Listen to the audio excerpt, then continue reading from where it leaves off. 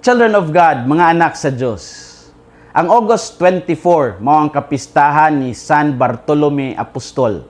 Si San Bartolome Apostol, usa sa napulog duha ka apostoles ni Jesus.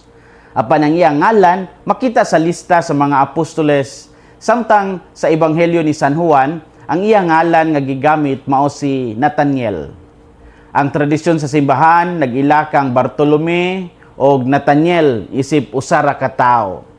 Gituhan nga gikan siya sa Cana sa Galilee o posible nga usa siya sa mga tawo nga duol sa grupo ni Felipe. Si Felipe mao ang nitawag kaniya ug miingon nga ilang nakaplagan si Jesus nga taga Nazaret. Of course, sayod ta sa istorya. Pagsugod adunay pagduha-duha si Nathaniel ug nangutana kung aduna bay maayong butang nga mahimong gikan sa Nazaret. Apan wala siya magpabilin sa iyang first impression ug midawat sa invitation ni Felipe nga muduol kang Hesus. Sa dihang nakikita siya kang Hesus, natingala siya kay nahibalo na si Jesus kaniya bisan wala pa sila personal nga nagkita. Dinhi mitunga ang usa sa pinakanindot nga confession sa usa ka apostol. Ningon siya, Rabbi, you are the Son of God, you are the King of Israel. Sumala sa tradisyon si Bartolome, gituhang nagmisyon sa mga dapit sama sa Armenia. Ang iyang kinabuhi nagpakita nga ang usa ka tawo mahimong magsugod sa pagduha-duha. Apan mahimong muabot sa lig-on usab nga pagtuo. Ug karong kapistahan ni San Bartolome, Saint Bartholomew, atong makita nga usahay ang usa ka tawo nga sa sinugdanan wala damha. Mahimo di ay nga dakong saksi ni Kristo. Mao kini ang atong makita sa Ebanghelyo karong adlaw. Usa ka tawo nga adunay prejudice, naibayas batok sa Nazaret. Apan wala gitugutan nga ang iyang first impression magpabilin ngadto sa ngadto. Unsay makutlo nato karong adlaw? Unang punto, sayop ang paghukom sa usa ka tawo pinaagi lamang sa iyang gigikanan. Ang unang reaksyon ni Nathaniel mao gyud ang pagduha-duha. Unsa may maayong butang nga gikan sa Nazaret? Sa iya siguro nga pananaw, dili impressive ang lugar. Basin gamay ra, ordinaryo ra kaayong lugar o walay grand reputation. Apan ang iyang problema dili lamang Nazaret.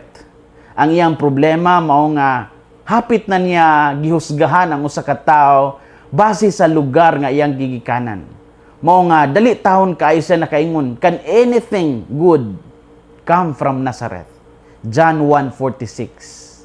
Sa binisaya nga hubad, aduna bay maayong butang nga gikan sa Nazaret. Makapahinumdum kini kanato nga dali ra kaayo ang tawo mohimo og conclusion bahin sa base sa atong makita, madungog o masinati. Dakong sayop kung kita mohimo og paghukom pinaagi lamang sa kung asa gikan ang usa ka tawo. Ang among lugar sa Kiblawan, Davao del Sur kaniadto nailhan sa mga marijuanas bukid. Nahigayon kaniadto nga kung naisunugon nga mga marijuana in public, no, ipahibalo dayon nga gikan na sa Kiblawan. Mao nga usahay kung moabot mi syudad, ang mga makabalo niini nagtuo nga daw tanang lumulupyo didto na access sa marijuana. Dili pod baya. Daghang mga inosenteng intahon nga mga tao ang maangin tungod sa dili maayo nga imahe sa usa ka lugar. Si Nathaniel adunay usa ka maayong kalidad. Wala siya nagpabilin sa iyang prejudice o sa iyang bias sa usa ka lugar. Sa diyang giingnan siya ni Felipe nga, come and see, uban ako. Miadto siya. Dili kinahanglan nga mawala dayon ang tanang pangutana aron makaduol ta kang Hesus. Ang importante mao nga andam kita nga mangitas kamatuoran. Ang taong naipagtuo dili mahadlok sa gitawag natog mga honest questions. Mao sab kini ang challenge o hagit kanato. Basin adunay tawo nga dugay na nato nga gihukman tungod sa iyang kagahapon. Basin aduna po'y miyembro sa pamilya nga atong gitawag nga, ingon, ana na dyan na siya, di na mausab. Basin aduna po'y kauban ta sa trabaho nga atong gibutangan og label. Basin na itaw nga lahi ang political opinion o religion nga ato pong gihukman dayon. Si Nathaniel nagtudlo nato nga ang tinuod nga encounter magsugod sa willingness to come and see. Sayop ang paghukom sa usa ka tawo, pinaagi lamang sa iyang gigikanan. Ikaduhang punto, si Jesus nakaila ka nato bisan sa mga bahin nga wala makita sa uban. Sa dihang niduol si Nathaniel, gisultihan siya ni Jesus og pulong nga daw personal kayo. Wala siya mangutana kung kinsa siya. Daw nahibalo na siya sa kinaiyan ni Nathaniel.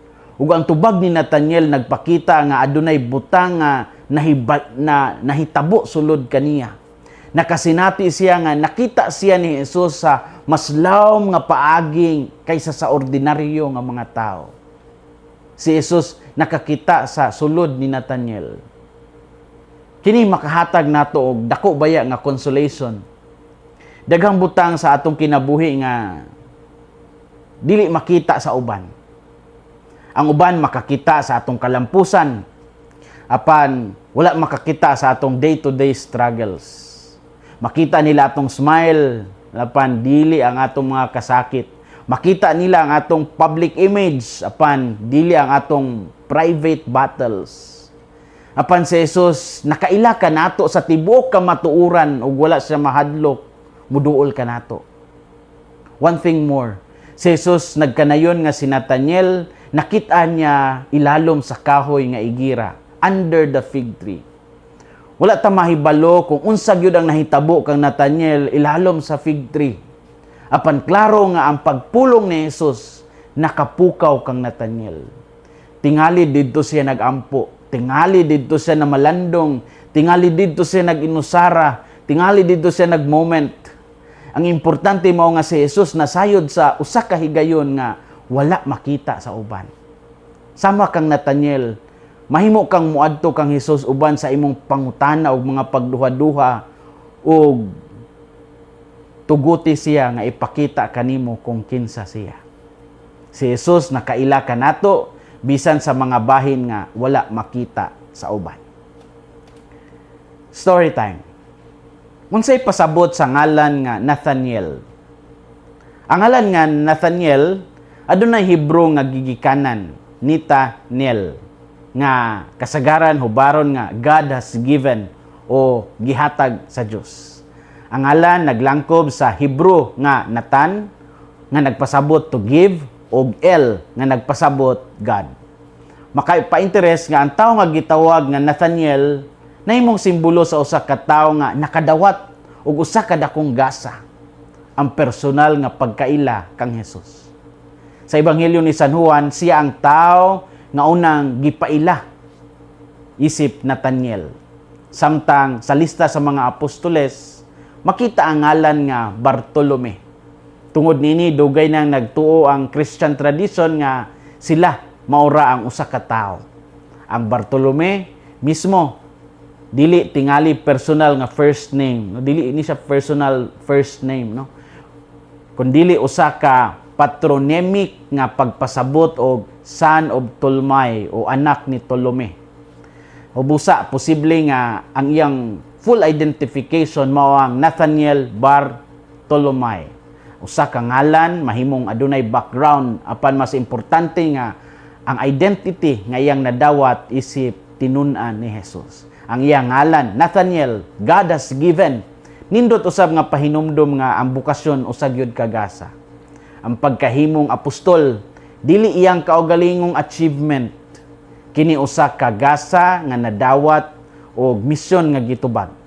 Ug ang iyang kinabuhi nagtudlo kanato nga ang pinakadakong gasa dili lamang ang madawat nato gikan sa Dios, kundili ang kaugalingon natong kinabuhi nga atong ihalad balik ngadto kaniya. Children of God, mga anak sa Diyos, sinumdumi nga si Jesus, nakaila ka nato, labaw pa sa atong public image. Nakita niya ang atong mga kasakit, nadungog niya ang atong mga pangutana. Nasayod siya sa atong mga dayag o tago nga mga pakigbisog o bisan paniini. Gitawag, gihapon kita niya. Hinaot nga ang kasing-kasing ni Kristo maghari sa atong mga kasing-kasing. Kini si Father Felmar Castrodes, Fiel SVD, ang inyong magsisibya sa maayong balita. Gikan dinhi sa Radio Veritas Asia, Fairview, Quezon City, the Philippines. Hinumdumi ang kinabuhing Kristiyano, kinabuhi sa pagserbisyo.